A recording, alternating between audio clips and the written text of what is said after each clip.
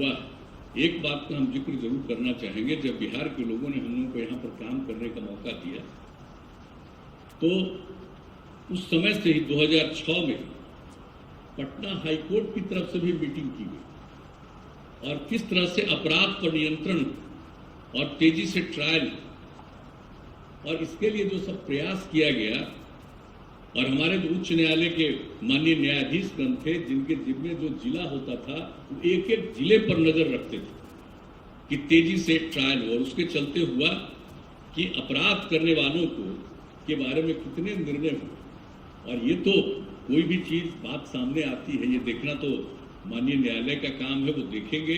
अगर संतुष्ट हैं कि ये बात सही है तो उसके ऊपर तो कितने लोगों को सजा मिली, और उसके चलते जो यहाँ बिहार में एक जो वातावरण था अपराध का, उस पर बहुत हद तक नियंत्रण हुआ।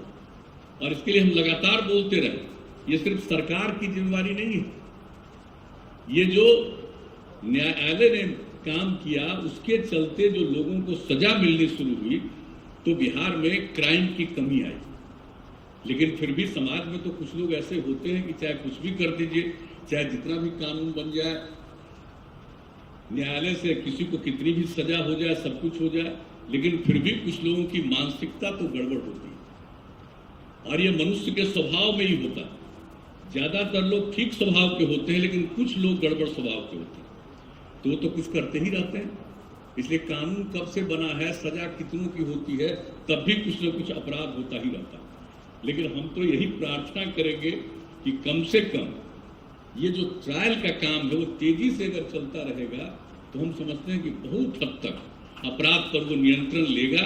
ये चीज तो हम लोग चाहेंगे, और हम लोगों को तो इतना ही कहेंगे कि साहब कानून का राज स्थापित करना है तो ये कोई सरकार की जिम्मेवारी सिर्फ नहीं है।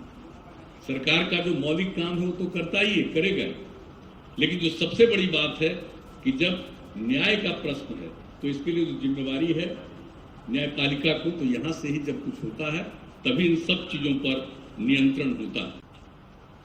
मुझे तो बहुत खुशी है कि आज पूरे तौर पर जो पटना उच्च न्यायालय के शताब्दी भवन बनाने का निर्णय हुआ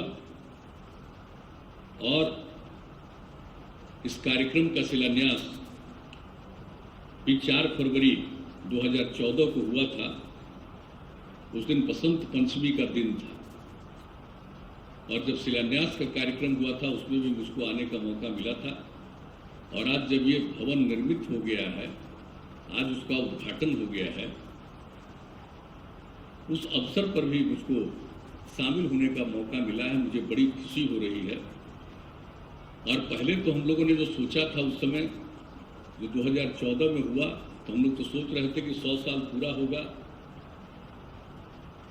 2016 में, तो उस समय ही बन जाएगा। लेकिन कई प्रकार की बातें आती रही, दिन भर अगर काम हो तो फिर जुडिशियरी को समस्या थी, तो कई तरह की ऐसी बातें, और हमारे जितने यहाँ के माननीय मुख्य न्यायाधीश, अन्य न्यायाधीशगण सब देखते रहे इन सब चीज़ों को, और इसके बारे में बहुत सारी चीज़ों का इसमें सुधार करवाया।